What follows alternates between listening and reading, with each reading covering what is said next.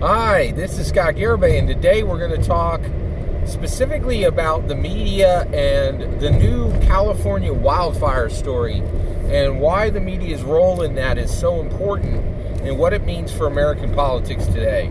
So I wanted to talk about these California wildfires. They are just sweeping across the country.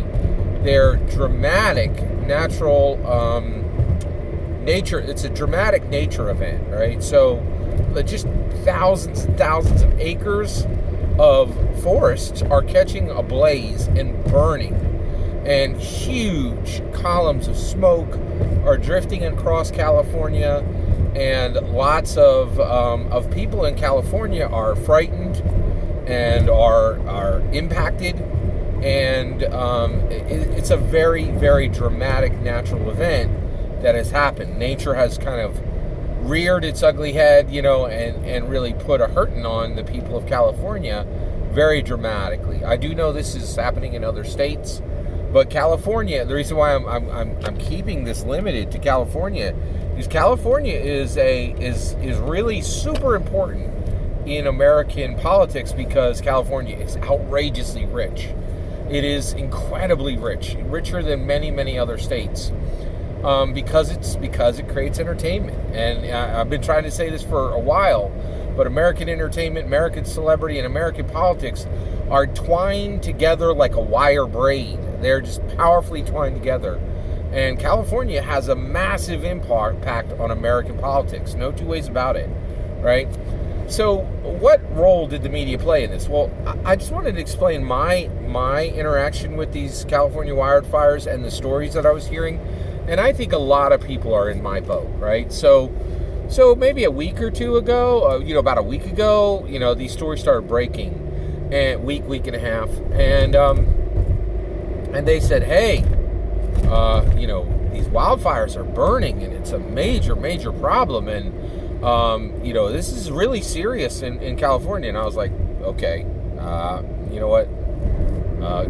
I'm not going to pay attention to this. And the reason why is, you said the same story for 3 years, right? I've heard about wildfires burning in California for 3 years.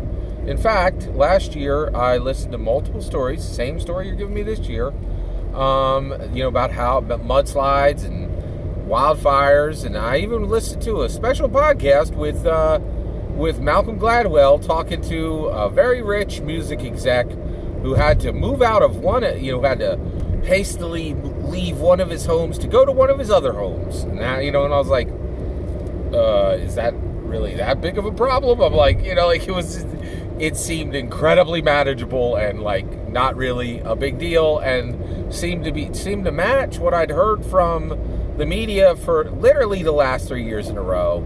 And I was like, and now that I think about it, I think I've remembered hearing this for quite a few years, even when I was a kid.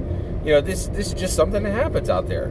Well, I only got the scope of this year when one of the reporters said this is 20 times larger than what happened last year, right? And I was like, holy cows, 20 times larger. That's a real fire.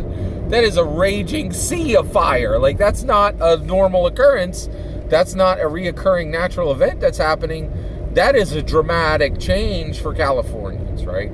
And so basically, one of the reasons why, the media had to really, really report was this had happened last year. And I think what happened last year and the year before that were very similar to events that had happened before.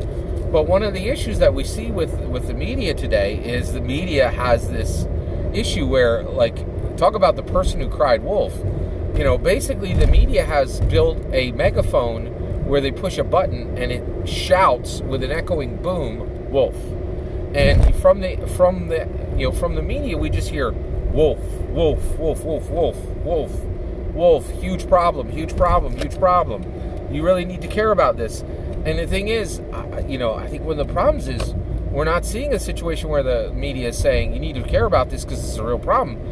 They're saying you need to care about this, and then only the people who are paying attention are realizing the vast majority of the times there's a subtext, there's a whisper of, because we need the ratings, right? Like, and you're like, oh man, this is really bad. Like, Are they reporting this because it's real or because they need the ratings right now?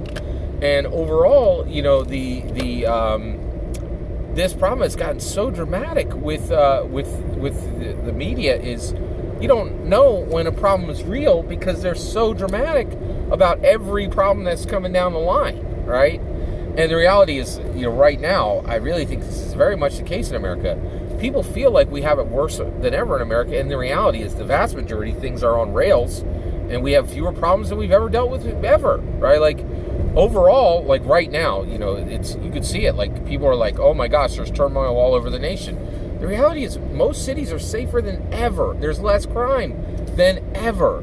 There is just a dramatic sweep of safety that has been happening in America for a long time, and we are really incredibly fortunate to have a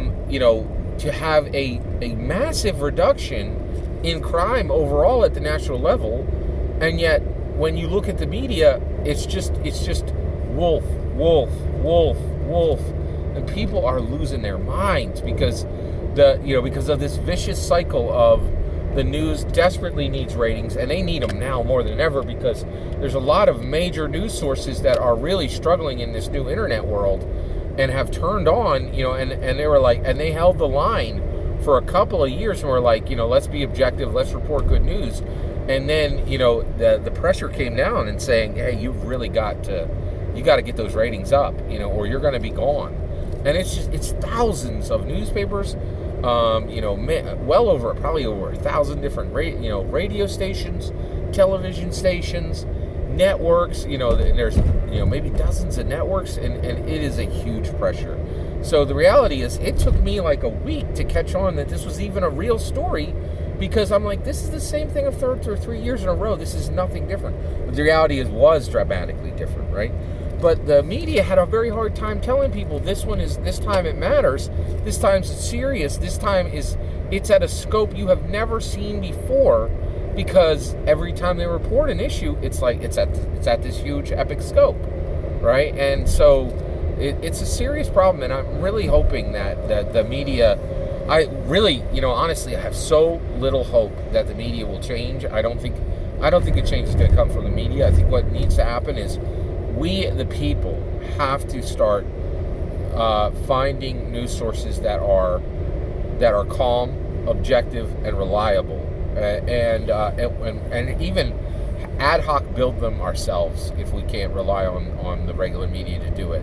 So it's an alarming change, but I think it's important that we, as Americans, really start to be careful about this and say we've got to be diligent. And if we are listening to a fear-mongering media source or a source that is inflating the scope of everyday issues, we've got to look for a new source.